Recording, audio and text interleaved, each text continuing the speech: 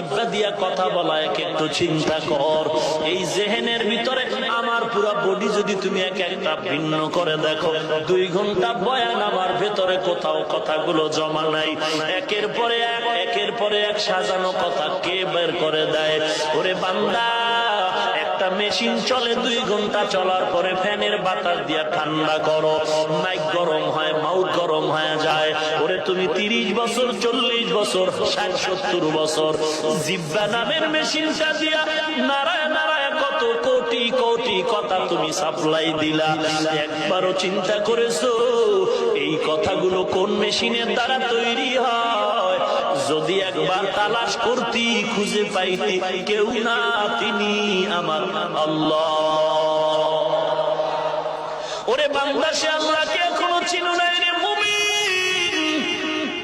ইমাম মালিককে প্রশ্ন করা হলো, আল্লাহ যে একজন, কোন দলিল আছে নাকি?